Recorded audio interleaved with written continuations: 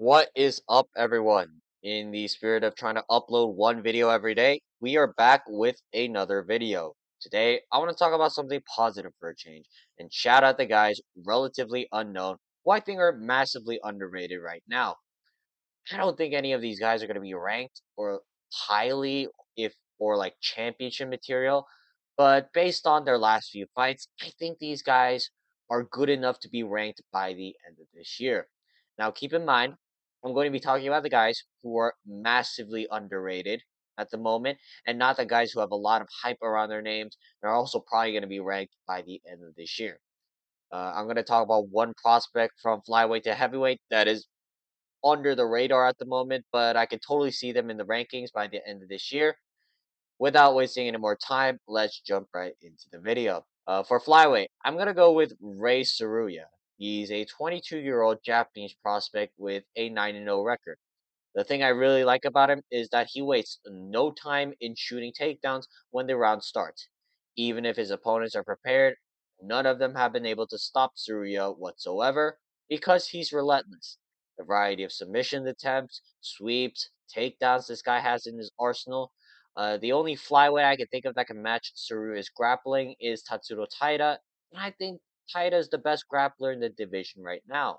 I will say though, Carlos Hernandez was able to neutralize submissions long enough to tire Saruya out. I'm not going to say he got exposed because Hernandez is a very hard test if you're a primary grappler. But there are guys within the rankings that have better grappling skills than Hernandez.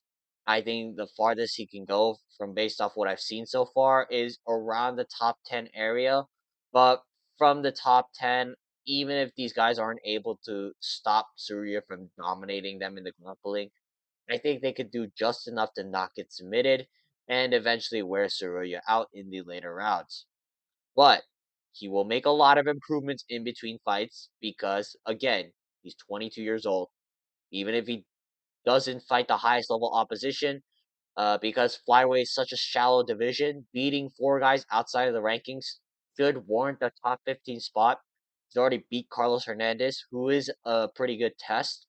Give this guy like two or three more fights this year, and I would not be surprised if he's ranked around the top 15 by the end of this year.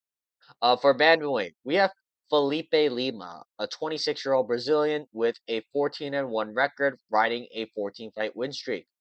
Lima is well rounded, he's fast, and he's a hustler. These are all very good attributes to look for when it comes to rating future contenders. The problem with Lima I've seen so far is that he's very small for the division. He's 5 feet 6 inches tall, not muscular, and he doesn't carry that much power in his shots. He's only fought at featherweight so far in the UFC, but he has fought at bantamweight throughout his entire career before joining the UFC. But even then, I don't think he's that big for the division. If anything, he's on the smaller end. The one style I could see Lima having trouble are with knockout artists who can move just as fast as he can. But I don't think that's going to be an issue until he gets into the top 10. He's good enough to be ranked right now, but he's only fought at featherweight at the moment. So I hope to see him fight one or two guys at bantamweight this year, and that should put this guy in the rankings somewhere in the middle of 2025. Featherweight, there are a lot of guys who look very good that are probably going to be ranked by the end of this year, but there's one guy here who not a lot of people talk about, despite his recent performances against relatively really good competition. Dooho Troy, he's a 33-year-old Korean with a 16-4 record. I'm not gonna say this guy will be ranked just because I'm also Korean. I just know this guy's hella underrated at the moment. Guy has super clean boxing combinations, and he's used his boxing to whoop the shit out of everyone he's fought recently. But the thing that separates him from other top contenders, in my opinion, is that he uses judo very well, and his control over his opponents have massively improved over the last several years. The guy was ragdolling Nate Landwehr recently over the course of 3 rounds, and Landwehr's not a schmuck. He was arguably the best grappling threat just outside of the featherweight rankings until this fight. And I will admit, though, Choi does have his weaknesses. He can get easily wobbled, and he has gassed himself out in past fights. However, Troy beat two very good fighters outside of the featherweight rankings in Bill Algeo and Nate Landwehr. And in terms of pure skill in both grappling and striking combined, a lot of these guys, even with the top 10, are going to have a lot of trouble with Dooho Troy. I can't wait to see him fight a ranked opponent soon. And for lightweight, I'm going to go with Ludovic Klein. He's a 29-year-old Slovakian with 23 wins and 4 losses.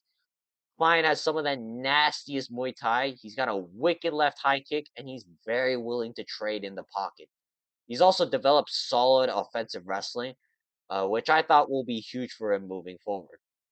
I will say though, he looked very mid in his last fight against Roosevelt Roberts, who I thought Klein was gonna knock out in the first round easily. But still, he won the fight. He's on a 6 fight win streak, and he's looked impressive against much higher level competition throughout that win streak. I think the farthest he can go is probably around the top 10. I do worry for him if he needs to fight a Jalen Turner or a Yoel Alvarez because those guys are very tall and they have some devastating knockout power in their hands. But other than those two guys, his skills stack up very well against most lightweight contenders around the top 7 to 15 because most of them are primarily grapplers. Ultimately, what I want to see is for Ludovic Klein to fight Rafael Fiziev because their skill sets are very similar, and I think that will be a banger fight to look forward to sometime in the future. For welterweight, you have to hop on the Owain Elliot hype train right now. The Welsh gangster is 27 years old with a 12-2 record, and it's not going to take this guy long to be ranked very soon. His technique is very good everywhere, beautiful boxing combinations, and a high level back control. And out of everyone I'm going to talk about, I think his ceiling is the highest. I see potential matchups Ellie can take in order to get into the top 5. This isn't to say that he doesn't have any weaknesses. I do think he can get out muscled because he is a little bit skinny for the division. Also, I saw this guy get knocked out a couple of times throughout his career before joining the UFC. So his chin is kind of worrying, especially if he fights anybody like dangerous on the come up.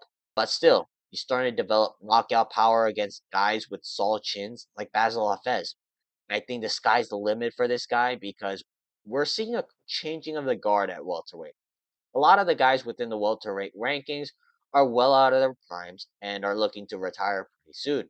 But at the same time, I don't see that many upcoming talents within the welterweight division as good as Owain Elliot, who I can totally see him defeating a lot of guys in the rankings right now, but it all depends on how willing the UFC is to match this guy up with ranked opponents. We're going to move on to the middleweight division. Salty man Joe Pyfer over here. He's a 28-year-old from Philly with a 13-3 record. Dude has some wicked power in his hands. His wrestling is decent, and he has some nasty leg kicks into his game, which are paying dividends right now. I think the main reason people are underrating him right now is because he lost to Jack Hermanson, but I think Hermanson's a good middleweight gatekeeper. I'm not saying Piper is going to make a run as a top contender, but there are a lot of guys in the rankings I would predict would get slumped out by Piper right now. Sooner or later, the UFC are going to try to get this guy into the rankings once more, and they will probably give him an easy matchup. Off the top of my head, Sharon Magomedov, Marvin Vittori, Roman Dolidze, Paulo Costa. Like, there are a lot of names out in the rankings I would pick to lose to Joe Piper right now. I don't see him beating anyone past the top 10, but he's a very dangerous fighter with actual technical ability, and that is more than enough to deal with half the ranked middleweights right now. On to the light heavyweight division. If I had to pick one guy that is relatively under the radar that can potentially find himself ranked in this division, it would be Ardam Vov. Who the fuck is this guy, you may ask? Because after all, he has at best one fight in MMA. While Vatikov over here is the last guy to defeat Alex Pereira in kickboxing before Pereira transitioned over to the UFC. Will Vatikov be the champion or even get close to the belt? Hell no. But you never know because the light heavyweight division is truly dog shit. And the UFC will try to promote this guy as Alex Pereira's op in the near future. Hard to say how good this guy is exactly because he's only fought a schmuck off the Contender Series, and I don't really watch kickboxing fights. But if Fedakov chooses to fight like 3 times a year and win all 3 fights in relatively impressive fashion, then I could see this guy end up in the rankings by the end of this year. It doesn't take much for light heavyweights to get ranked, and he's actually a decorated fighter outside of the UFC, so I can definitely see this guy within the rankings by the end of this year. And finally, we get to the heavyweight division. I'm gonna pick Ryan Spann. He has a rather ugly record with 22 wins and 10 losses, but he's fighting Waldo Cortez Acosta, who is already a ranked contender. And the reason I picked this guy is because Ryan Spann is not a morbidly obese fat fuck. Spann is actually dangerous, he's athletic, and he's pretty tall.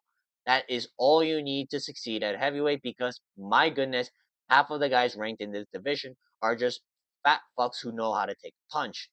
I don't think Spann is all that good. Anyone who is capable either shooting takedowns or knows how to throw a 1-2 will probably knock out Ryan Spann, but that's not most heavyweights. Most heavyweights just rely on a overhand right to knock their opponents out, and unfortunately, that's somehow warrants a top 10 ranking in the UFC heavyweight division right now. Span isn't that good, but his competition is much worse. He should be ranked even if he loses to Waldo Cortez Acosta by the end of this year. That'll be it for today. Make sure to like and subscribe, and I will see you guys next time. Peace.